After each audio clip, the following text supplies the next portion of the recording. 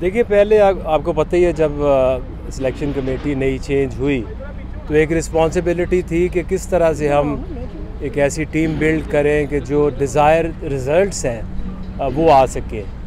तो उसके काफ़ी अच्छे नताइज भी निकले। इंग्लैंड को पाकिस्तान में सीरीज़ जीतना, और अगर आप अभी देखें तो किसी के ये दिमाग में नहीं आ रहा था कि जी आप एक ओडीआई सीरीज़ 22-23 साल बाद ऑस्ट्रेलिया में जीतेंगे। सो आई थिंक कि सिलेक्शन के हवाले से काफ़ी पॉजिटिव वर्किंग भी हुई है, रिज़ल्ट्स भी आए हैं। और अभी एक जो इंटरम मुझे रिस्पॉन्सिबिलिटी मिली है तो मेरे लिए कोचिंग कोई नई चीज़ नहीं है। 20 साल से हर लेवल के ऊपर कोचिंग कर रहा हूँ, इंटरनेशनली और पाकिस्तान के हर लेवल के ऊपर की है। सो ट्राई करेंगे कि जो बेहतर से बेहतर परफॉर्म कर सके।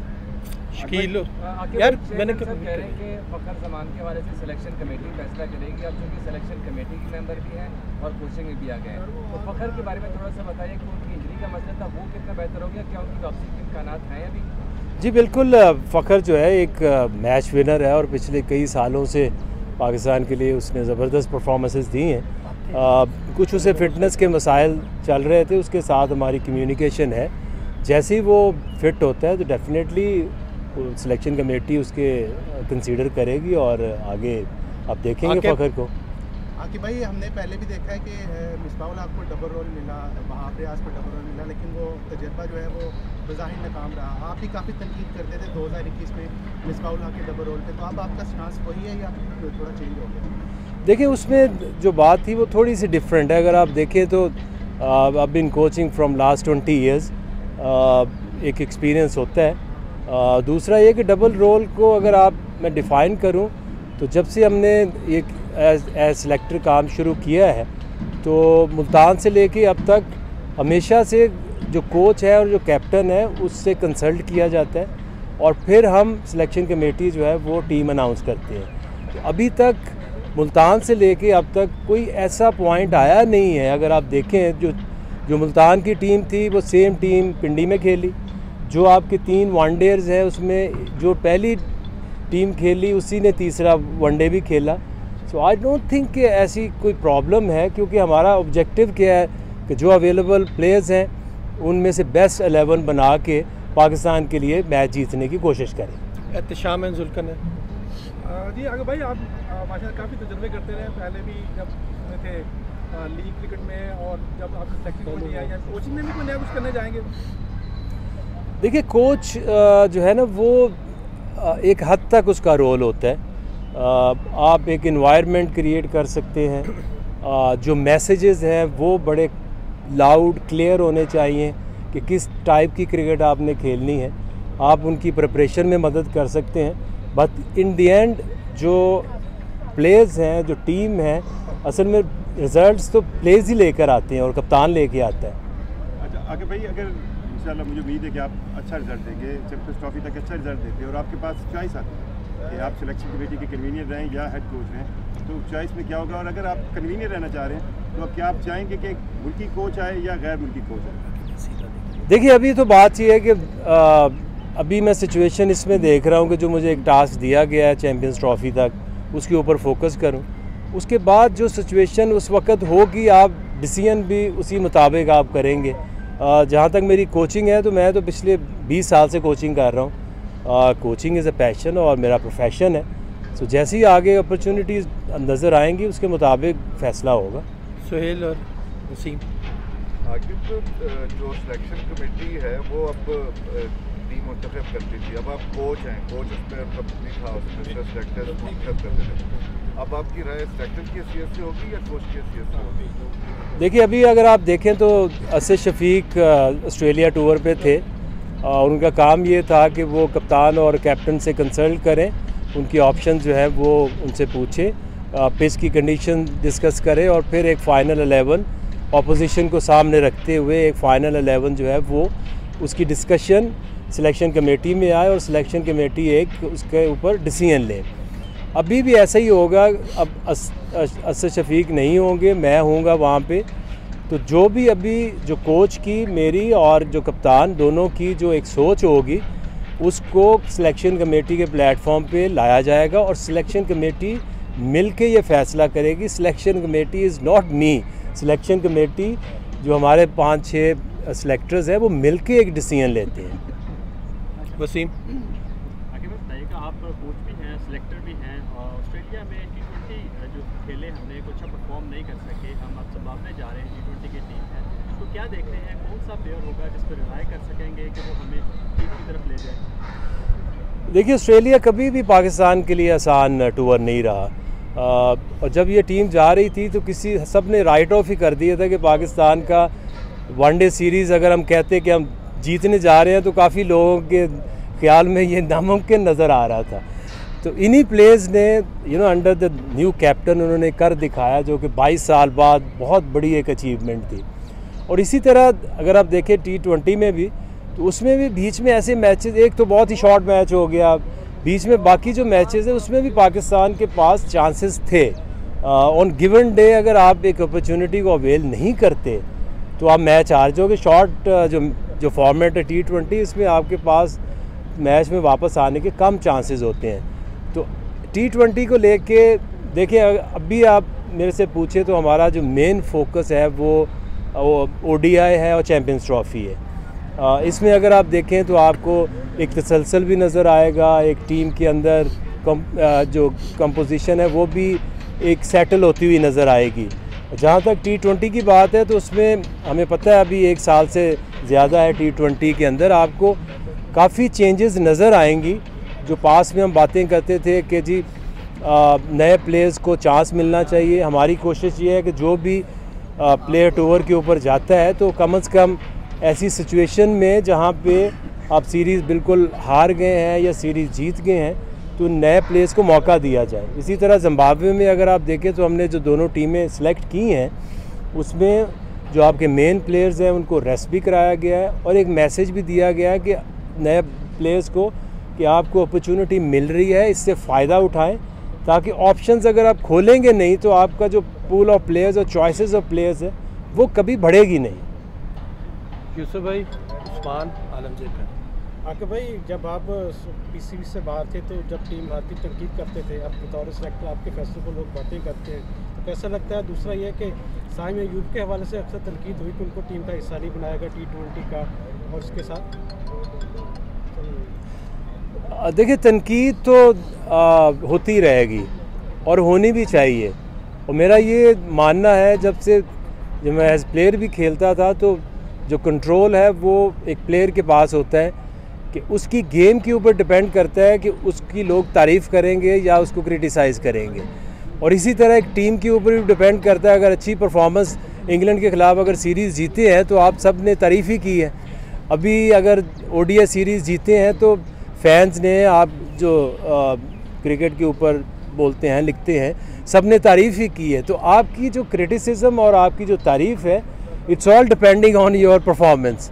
टीम अच्छा करेगी डेफिनेटली लोग तारीफ़ करेंगे, और नहीं अच्छा करेगी तो सबसे पहले तो मैं ही सामने आऊँगा कि जी ठीक है, आपकी तनकीद बनती है, हमें अच्छी परफॉर्मेंस देनी चाहिए।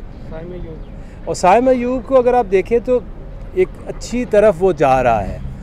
T20 से करियर शुरू किया, वो इतना अच्छा उसका वो रन नहीं गया जो इनिशियल उसने कोई 23-24 मैचेस खेले हैं, बट अभी जिस तरह से वो डेवलप हो रहा है टेस्ट मैचेस में और वनडे में, जिस तरह उसने अपना टेम्परामेंट और टेक्निक दिखाई है, इवेंचुअली डेफिनेटली एक अच्छी ऑप्शन है। और आप देखेंगे कि जिम्बाब्वे में भी काफ़ी नए प्लेयर्स को मौका मिलेगा। कोशिश यही है कि अभी ज़रा ODI के ऊपर ज़्यादा फोकस रखें, टीम को क्लोज इन्वायरमेंट में लेके जाएं, फाइनलाइज करने की तरफ जाएं, और T20 को अभी थोड़ा सा ओपन रखें। आपको टैलेंट मिलेगा ही तब जब आप ओपन रखेंगे, नए प्लेयर्स को आप मौका देंगे। आशिफ भाई, अभी जो हालिया T20 सीरीज़ हुई है उसमें पाकिस्तानी प्लेयर्स का इंटेंट थोड़ा कम नज़र आया है, हमें स्ट्राइक रेट का काफ़ी प्रॉब्लम नज़र आया है। क्या समझते हैं कि पावर हिटर्स की हमारे पास अभी कमी है बेंच स्ट्रेंथ के अंदर? क्योंकि जो लास्ट वर्ल्ड कप हुआ था उसके अंदर हमने इफ्तिखार को भी मौका दिया, आसिफ को भी दिया, फिर उसके साथ साथ खुशदिल शाह भी थे और बाकी पावर हिटर्स थे, हैदर अली भी थे, उनके ऊपर PCB ने काफ़ी इन्वेस्ट किया था। लेकिन अब नया एक सेटअप आया है, नई सोच के साथ आप लोग आए हैं, तो कितना मौका देंगे नए यंगस्टर्स को और किस तरह से इनको स्ट्राइक रेट के ऊपर काम करेंगे और पावर हिटिंग के ऊपर काम करेंगे? क्योंकि पाकिस्तान एकदम से ज़ीरो नज़र आया पावर हिटिंग के अंदर जब हम बात करें, ख़ास तौर पर T20 में। देखिए, जब हम बात करते हैं ना स्ट्राइक रेट की, तो वो वेरी करता है। अगर आप लास्ट T20 देखें जो US में स्पेशली मैचेस हुए, तो वो तो 120 विनिंग टोटल था। डिपेंड करता है कि आप कौन सी कंडीशंस में खेल रहे हैं। अगर आप देखें तो जहां ऑस्ट्रेलिया उनके बैट्समैनों के लिए वो होम कंडीशंस हैं, अगर वो T20 में 148 भी आउट हो रहे हैं तो पाकिस्तानी बैटर्स के लिए भी वो सिचुएशन मुश्किल ही होगी। तो आपने हमेशा देखना है कि जब जैसे ही आप सब कॉन्टिनेंट की बैटिंग पिचेस पे आते हैं तो आपका जो टीम टोटल है, जो स्ट्राइक रेट है, वो बढ़ना चाहिए।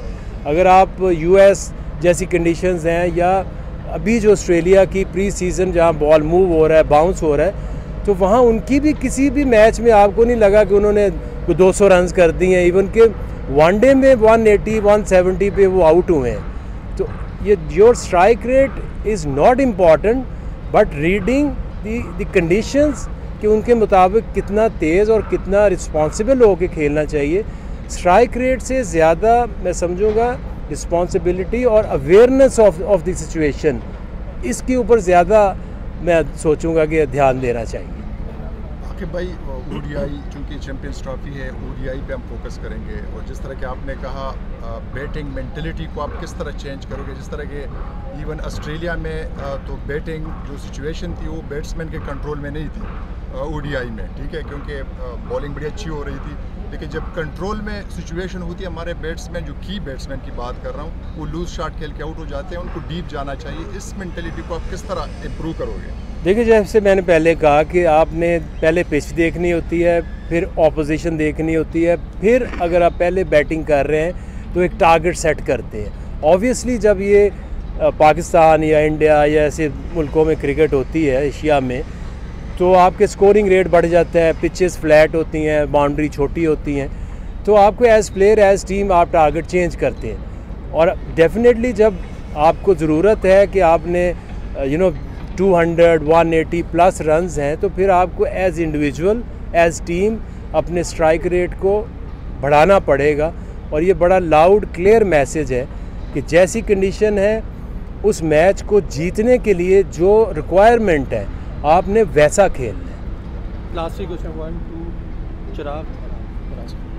अच्छा आकिब भाई, ये बताइएगा कि हमने वनडे सीरीज ऑस्ट्रेलिया के खिलाफ जीती तो अपने ओपनर्स का बड़ा अहम रोल था, उन्होंने बड़ा अच्छा परफॉर्म किया था। आपको लगता नहीं है कि T20 में हम हारे हैं तो ओपनर अच्छा परफॉर्म नहीं कर सका, छक्का मारने बड़ी मुश्किल थी, उनको टाइम लगता था खेलने में? क्या आप समझते हैं कि साइम अयूब और अब्दुल्ला शफीक होते तो गेम डिफरेंट होती? अगर आप उसको असेस करें तो जो वनडे क्रिकेट थी, it was like more of a test cricket, जिसमें आपने 160 रन्स करने हैं, 180 रन्स करने हैं, तो वो जो स्कोरिंग पर ओवर है वो टेस्ट वाली बन जाती है। तो वहाँ पे टाइम था, वो टाइम ले सकते थे, टाइम के मुताबिक सेट होके स्कोर कर सकते थे। जब आप T20 की बात करते हैं तो उसमें आपको एग्रेसिव क्रिकेट खेलना पड़ती है। जब बाउंस और स्विंग हो रहा होता है तो इवन के उन्होंने बेशक पहले 2-3 ओवर्स में स्कोर किया, लेकिन एंड में मिडल में तो ऑस्ट्रेलियन बैट्समैन भी बुरी तरह एक्सपोज हुए हैं और स्ट्रगल किए उन्होंने। तो अगर आपके 2-3 ओवर उनके अच्छे लग गए, हमारे नहीं लगे, बट इंटेंट और कोशिश अगर आप प्लेस करें तो उसमें कोई प्रॉब्लम नहीं है। आप जब ऐसे एक इन्वायरमेंट क्रिएट करते हैं जहां आप यंग लोगों को चांस भी देते हैं, अब ये तो किसी की अब शिकायत नहीं रहनी चाहिए, ना मीडिया की तरफ से ना प्लेयर्स की तरफ से, कि जी नए लोगों को मौका नहीं मिलता। अब पाकिस्तान में अगर आप देखें तो अंडर 19 की टीम गई हुई है, फिर अभी शाहीन की 4 डे रेड बॉल क्रिकेट है, आपकी 50 ओवर क्रिकेट है। जिम्बाब्वे में ऑलमोस्ट आपके नए प्लेयर जा रहे हैं। तो अब इसमें अगर कोई मोस्ट टैलेंटेड है, उसमें अगर इस तरह की एबिलिटीज़ हैं तो परफॉर्म करें, सामने आए और मेन टीम का हिस्सा बन सकता है। आकिब भाई, चैम्पियन ट्रॉफी पाकिस्तान में होनी है, एशियन कंडीशन है। लास्ट जो वर्ल्ड कप हुआ था इंडिया में, तो हमें हमारे स्पिनर बहुत ज़्यादा स्ट्रगल कर रहे थे, विकेटें नहीं ले रहे थे।